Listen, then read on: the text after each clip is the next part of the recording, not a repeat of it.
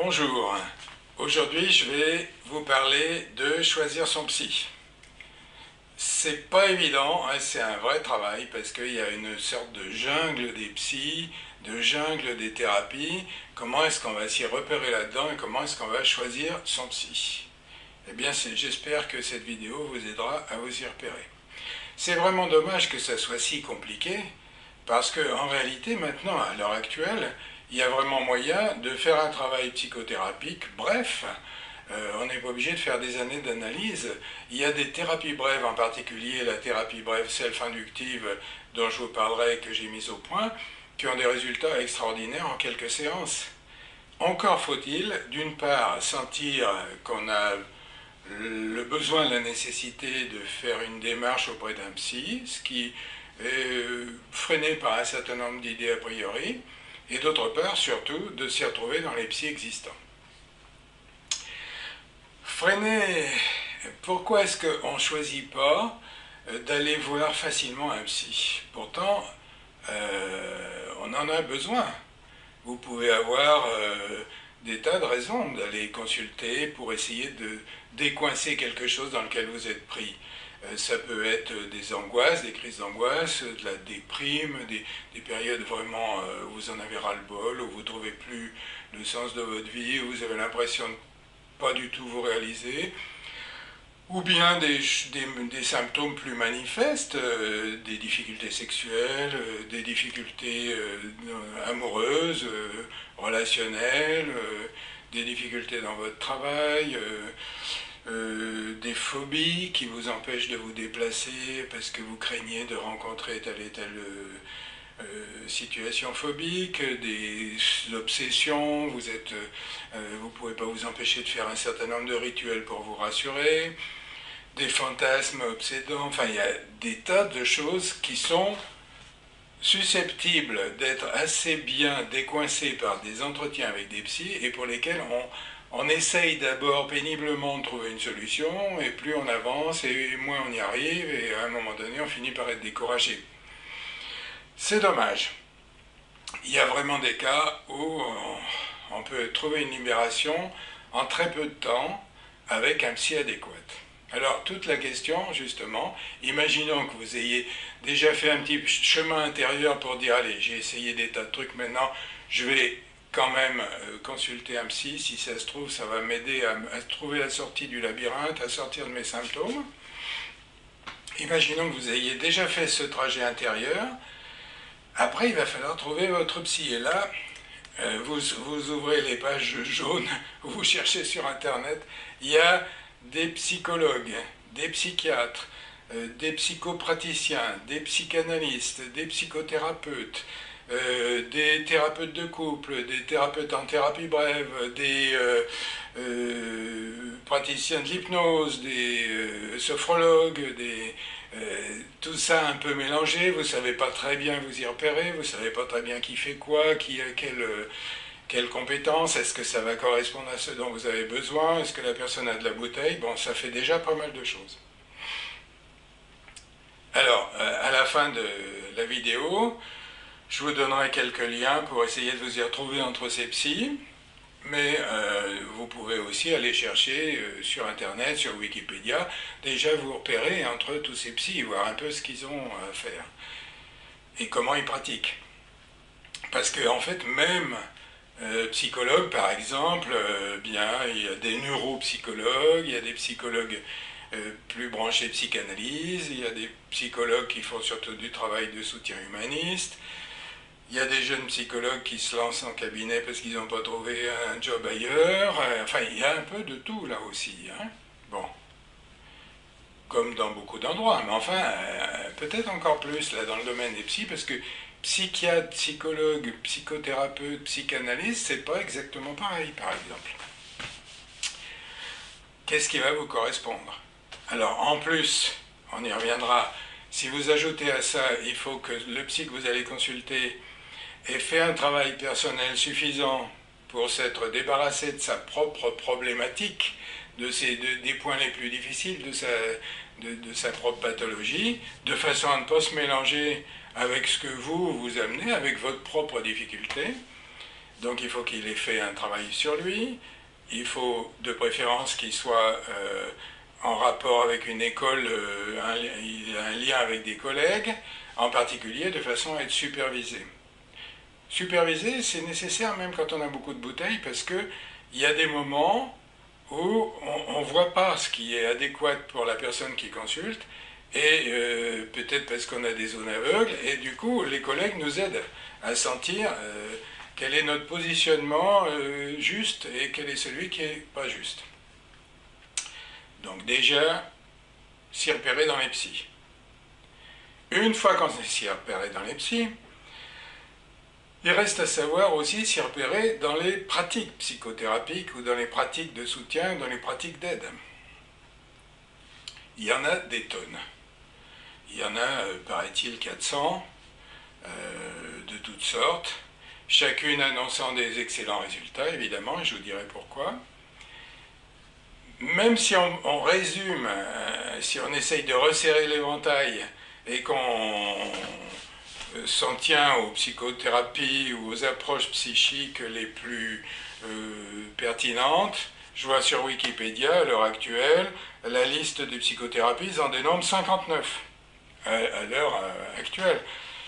Et encore, ils n'intègrent pas la sophrologie, le yoga, la méditation de pleine conscience, la thérapie de couple, etc., etc.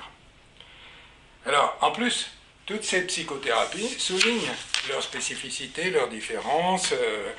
Elles ont toutes des bonnes raisons pour dire qu'elles sont excellentes. Pourquoi? On va voir.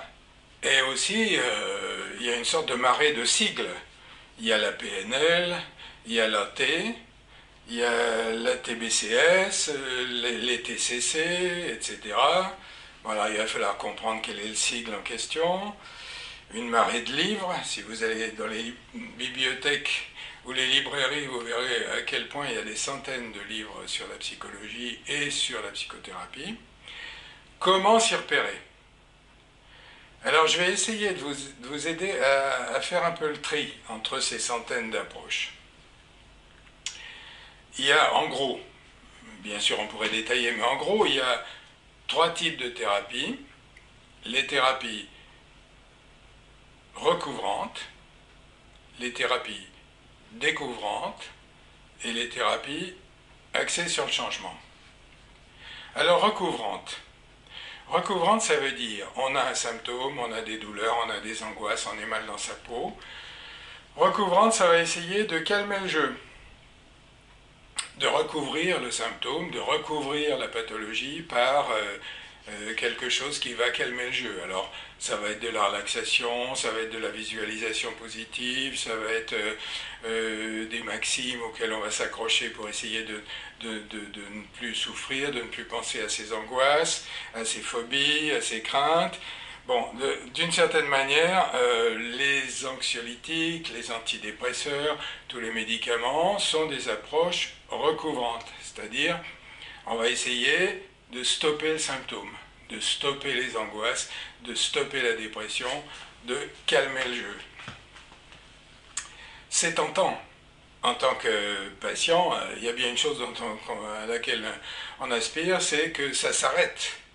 Le problème, c'est que recouvrant, souvent ça ne tient pas longtemps, parce qu'en fait, on s'est contenté de mettre un pansement sur quelque chose qui fait souffrir, sans véritablement en comprendre les origines et le travailler pour le faire changer. Hein. Donc, il y a ça.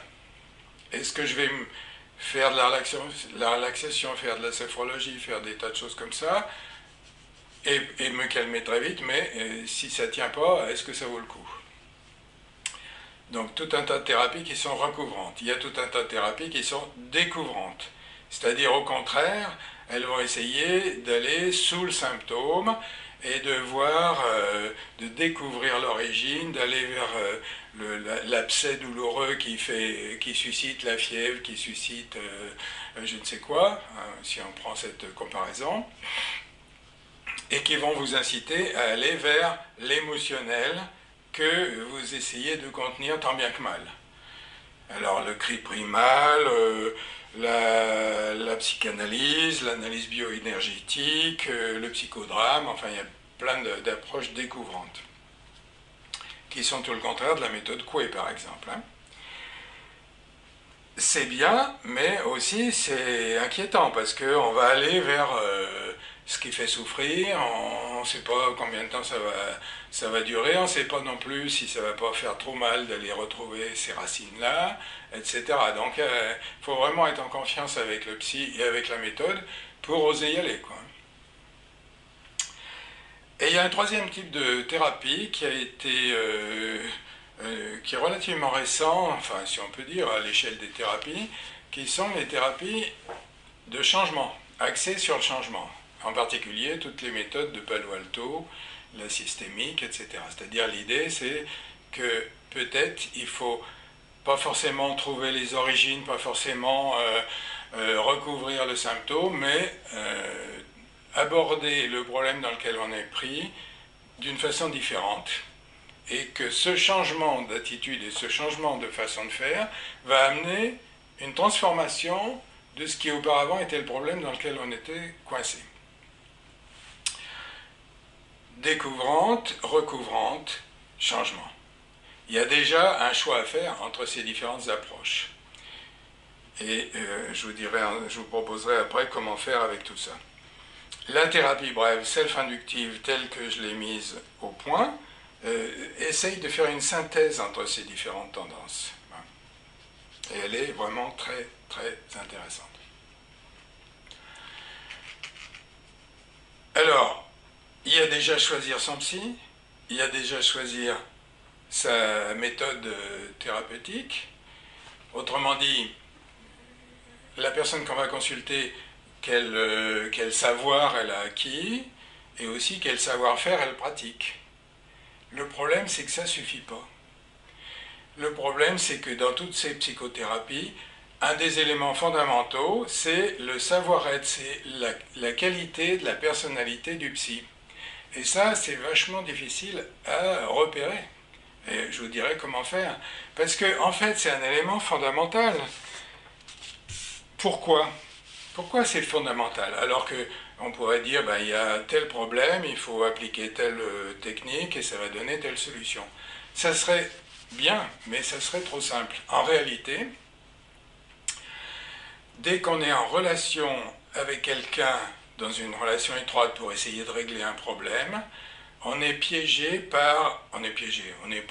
quoi qu'il arrive, par l'effet Rosenthal. Rosenthal, c'est un psychologue qui a montré par des expériences extrêmement intéressantes que l'idée que l'un a sur l'autre va influencer cet autre. Je m'explique. Si vous pensez que votre voisin c'est quelqu'un de sympa, de bien, de prêt à vous aider, etc., au bout d'un moment, il va se comporter comme ça envers vous. Parce que votre idée sur lui va se transmettre non-verbalement et que, quelque part, ça crée le chemin pour se comporter de la manière dont vous vous attendez à ce que le voisin se comporte. Si vous pensez que c'est un sale con dangereux et paranoïaque, au bout d'un moment, il va se comporter comme un sale con dangereux et paranoïaque. Parce que, en fait, tous les messages que vous allez envoyer quand vous êtes en interaction avec lui, messages non-verbaux, et verbaux éventuellement, mais non-verbaux, vont l'inciter à se positionner différemment dans la relation avec vous. Rosenthal a montré des choses absolument ahurissantes, comme par exemple l'expérience suivante. Il dit à un groupe d'étudiants, vous savez, en fac de psycho, assez souvent on fait des études avec des rats, etc. Alors il leur donne un groupe de 6 rats, et puis il leur dit, voilà, ceux-là ils sont vachement sélectionnés, ils sont extraordinaires, ils ont vraiment des capacités formidables. Et puis ensuite il prend un autre groupe d'étudiants et il leur donne 6 rats, en leur disant, vous savez, ces rats, c'est le bas du panier, il n'y a vraiment rien à attendre, on verra ce qu'ils feront dans l'expérience du labyrinthe. naturellement, les rats étaient choisis au hasard. Or, le groupe de rats sélectionnés comme étant les meilleurs ont eu des résultats formidables, et le groupe de rats sélectionnés comme étant vraiment nuls ont eu des résultats totalement nuls. Il y a même certains rats qui n'ont même pas pris le départ. Et ce n'étaient pas des résultats faussés par l'observation, c'était les résultats objectifs, le temps qu'ils avaient mis pour sortir du labyrinthe, etc.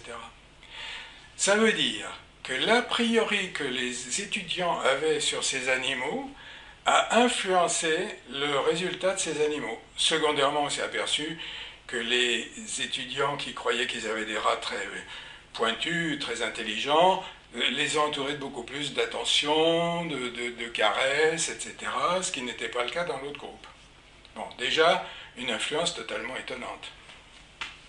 Rosenthal a montré aussi, en faisant le même genre de test, en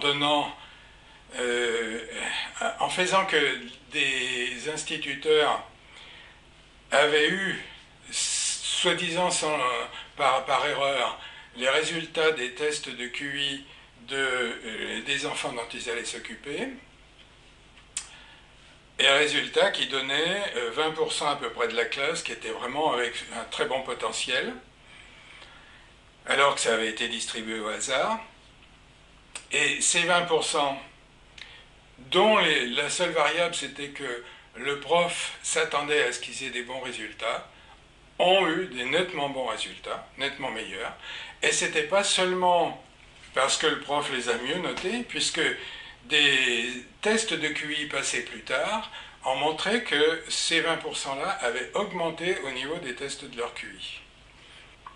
Autrement dit, la variable qui consiste à avoir une idée a priori sur quelqu'un favorise le fait que ce quelqu'un corresponde à cette idée. Si vous avez un thérapeute qui est persuadé, qui sait, qui croit, qu'il a eu l'expérience que le client est quelqu'un qui a des tas de possibilités, des tas de compétences, qu'il suffit de les trouver, que si ça se trouve, il va beaucoup changer grâce à la thérapie, eh bien, ça favorise le résultat. Et inversement, si vous avez un psy qui se dit « oui, mais alors attendez, avec l'étiquette psychopathologique que j'ai posée dans le DSM-5, visiblement il est très très handicapé », eh bien ça va favoriser la difficulté, enfin favoriser, ça va amener une difficulté pour le patient qui consulte à changer et à se voir autrement. Ce qui veut dire que le regard que le thérapeute a sur les gens qui le consultent et la façon dont il les aborde est un des éléments fondamentaux. Alors, à quoi bon, comment est-ce possible d'avoir une approche scientifique là-dessus, quoi? Eh bien, c'est un élément dont il faut tenir compte. Il y a les Américains qui aiment bien mettre les choses en ordre. Ils ont fait des tas d'études sur l'alliance, sur le concept de l'alliance entre le thérapeute et le patient. Ils ont eu des résultats très étonnants, très intéressants. Je ne vais pas vous les détailler ici, mais comme quoi l'alliance est un phénomène capital, quoi. Hein. C'est-à-dire que c'est le meilleur facteur prédictif des résultats du traitement. S'il y a une bonne alliance avec le psy, avec le thérapeute, quel qu'il soit, à la limite, si les deux y croient, si le thérapeute est plein d'a priori positifs sur ce qui va se passer, même s'il ne les dit pas, bien entendu, hein, parce que s'il les dit, il risque de freiner ça, mais s'il ne les dit pas, mais qu'intérieurement il les a, et si le patient est persuadé qu'il est au bon endroit avec un bon thérapeute et une bonne approche, eh bien, 40% du résultat tiennent à ça, tiennent au fait qu'il y a une bonne alliance dès le début. D'où le fait, incroyable, mais étonnant, mais en même temps juste, que toutes les thérapies peuvent produire des témoignages montrant que leurs clients, leurs patients ont beaucoup changé grâce à cette thérapie. Sauf que, si ça se trouve, ils ont beaucoup changé avec ce thérapeute-là, parce qu'il a une qualité d'être et une qualité de présence qui favorise son savoir-faire et son savoir, mais qui en fait est surtout l'élément fondamental, et que du coup, on va avoir des thérapies qui auront toutes des résultats, sans que ça puisse nous dire à nous, hein, qui allons consulter, qu'est-ce qui va être le plus adéquat pour nous. Alors il y a quand même une nuance à mon avis, et puis je vais vous en détailler un peu plus ça dans le futur. Il y a quand même une nuance, et toutes les thérapies ne donnent pas des résultats qui tiennent. Il y a des thérapies, en particulier toutes celles qui sont basées sur l'effet placebo, sur le fait qu'on y croit, et que vraiment, du coup, ça suscite en nous des énergies de guérison. Toutes ces thérapies-là ont d'assez bonnes chances que le changement qui a été initié par la thérapie ne tienne pas dans le temps. Parce qu'en fait, ce qui a changé, c'est la croyance et le fait de retrouver l'espoir et de retrouver la confiance dans le fait qu'on va y arriver, mais les soubassements n'auront pas été traités, et du coup, quelque part, ça ne va pas tenir. Mais malgré tout, il faut quand même savoir que cette question du lien avec le psy est un élément fondamental. Le placebo, on y reviendra, c'est un effet extrêmement intéressant. Donc après ça, vous allez me dire, bon ben d'accord, je suis bien avancé de savoir que c'est très compliqué de s'y retrouver dans les psys, que c'est très compliqué de s'y retrouver dans les centaines de thérapies, que c'est très compliqué de faire la part de l'alliance avec le thérapeute, et que celui-ci soit suffisamment au point pour être le psy dont j'ai besoin. Alors, conseil, si on peut dire, si vous décidez d'aller voir un psy, et Dieu sait si vous avez intérêt, je vais vous donner un exemple. Il n'y a pas très longtemps, j'ai eu une patiente qui était très gravement handicapée par l'obsession de vouloir tuer, étrangler son dernier enfant. Elle avait déjà 2 enfants, là elle venait d'en avoir une 3e, et elle était vraiment avec des fantasmes permanents où elle voulait étrangler cette petite, et du coup elle se sentait devenir folle, elle ne voulait plus la toucher, elle la laissait prendre par son mari, elle ne dormait plus, elle avait l'impression d'être vraiment en train de virer très très mal. Elle avait fait le tour de tout ce qu'on peut imaginer. Elle avait été voir un reboot, des voyantes, son médecin généraliste, un psychiatre, elle avait été voir un désenvoûteur, etc. Donc elle était vraiment très fébrile avec il faut absolument que je m'en sorte. Et quand elle m'a consulté, elle était au plus mal. Elle était complètement écroulée, très mal. Rien n'avait fait de l'effet, elle était bourrée d'anxiolytiques, d'antidépresseurs, ça faisait rien, et elle s'attendait, elle se disait la seule solution, c'est que finalement je me fasse hospitaliser en psychiatrie, parce que il n'y a que comme ça que je vais m'en sortir. Donc, on a cette question, à qui s'adresser et quelle thérapie, quel type d'approche utiliser. Elle s'était adressée un peu partout, elle avait essayé des tas d'approches, aucune ne marchait, elle se sentait de plus en plus mal, etc. Eh bien, ça a été réglé en 5 séances. Au bout de 5 séances, non seulement tout ça avait disparu, elle était bien, elle s'était réconciliée avec elle-même et avec son enfant, elle avait retrouvé son énergie, etc. Donc elle était vraiment libérée du problème qui l'amenait. Et en plus, du coup, elle s'est libérée d'un vieux fond d'angoisse qui existait depuis très longtemps et dont elle a compris l'origine à partir de ces 5 séances. Voilà, pour vous dire que ça vaut le coup de consulter, à condition de tomber avec quelqu'un qui corresponde, et on n'est pas obligé de faire un très long travail pour pouvoir aller mieux. Par contre, si elle n'avait pas pu trouver la sortie de son symptôme et de son labyrinthe, elle avait des chances d'être de plus en plus mal avec des tas de conséquences multiples, y compris des somatisations, y compris un repli social, elle avait arrêté le sport, arrêté tout un tas de choses, etc. Donc, si j'ai un conseil à vous dire, c'est n'hésitez pas à consulter. Par contre, qui consulter? Là, c'est très délicat. Comment faire? Alors, je vous propose de chercher déjà les psys qui sont dans votre coin, de regarder s'ils ont un site.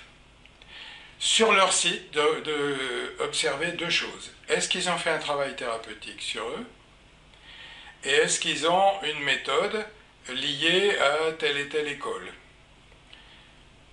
Ils ne mettent pas en général s'ils sont supervisés ou pas, mais ça peut se discuter, quoi, savoir un peu s'ils ont un entourage qui les aide à de toute façon garder les pieds sur terre. Donc, consulter les sites, voir si la personne a fait un travail thérapeutique sur elle-même, et voir quelle est sa pratique. Et ensuite, il va falloir que vous alliez voir quel est le type de pratique, et qu'est-ce que ça donne. Alors le problème, c'est que, quel que soit le type de pratique que vous allez visiter, ils vont tous vous donner des bons résultats. Il y a depuis les plus inhabituels jusqu'aux plus classiques. Vous allez avoir des gens qui ne jurent que par l'urinothérapie. Alors ils vont vous dire, il faut boire votre urine du matin et ça va guérir tout. Et ils témoignent, il y a des tas de témoignages, ça m'a guéri formidablement. Vous avez des gens qui vont vous dire, oh ben, il faut se tapoter certains endroits du corps en se pardonnant d'avoir telle et telle chose et ça guérit. Vous allez avoir des gens qui vont vous dire il faut faire un stage où vous allez hurler la douleur que vous avez en vous de façon à vous en libérer. Vous allez avoir donc des tas d'exemples. Eh bien là, il va falloir sentir ce qui vous paraît le plus pertinent, ce qui vous paraît à la fois suffisamment cohérent et scientifique et suffisamment balisé. Hein. Est-ce qu'on peut s'intituler thérapeute en quelques séances? Bon, faire du Reiki en quelques séances, faire je ne sais quoi. Il n'y a pas longtemps, j'ai entendu à la radio une personne qui disait « Moi, je suis art thérapeute. » Ah bon? Oui. Alors, comment vous pratiquez? Eh bien, je fais faire aux gens qui viennent me voir du coloriage sur des dessins préalables, comme on le faisait étant enfant, sans dépasser, bien comme il faut, avec des jolies couleurs. Et ça les apaise beaucoup parce que pendant ce temps-là, ils ne pensent plus à rien et ils sont vraiment très bien. Et donc, elle n'avait pas fait de formation ni quoi que ce soit, ni de travail personnel, ni de supervision encore moins, elle s'était baptisée art thérapeute. Bon, il y avait certainement des gens qui étaient très contents de faire du coloriage et que ça les calmait pendant un moment, mais est-ce que c'est ça que vous cherchez? Non. Voilà, alors bon, évidemment, je vais vous détailler d'une façon assez fouillée pourquoi j'ai mis au point la thérapie brève self-inductive et comment cette thérapie brève réunit ce qui a été vraiment intéressant dans un tas d'autres domaines et permet une libération profonde, stable, durable. 1 an plus tard, 2 ans plus tard, on voit que le changement est maintenu, à partir d'une certaine pratique, d'un certain positionnement du thérapeute et d'un travail d'appropriation par la personne de ses propres capacités. On y reviendra. Hein. Thérapie brève, self-inductive parce que ça induit d'être attentif à son propre self et à sa propre boussole interne. Bon, voilà. Alors, j'espère, je ne suis pas sûr, que après ça, vous commencez à voir un peu pourquoi je disais la jungle des psys, la jungle des thérapies, et pourquoi en même temps c'est capital de trouver un psy adéquat, parce qu'il y a tellement de changements possibles que ce serait vraiment dommage, mais en même temps, ça ne va pas être simple. Hein. Donc n'hésitez pas à chercher, éventuellement à me poser des questions par les commentaires, et aussi à voir un peu sur Internet, parce qu'il y a quand même beaucoup de choses qu'on peut trouver sur Internet. Je vais d'ailleurs vous laisser des liens, là, que vous allez pouvoir suivre pour vous y repérer. Voilà, bonne quête et bon courage.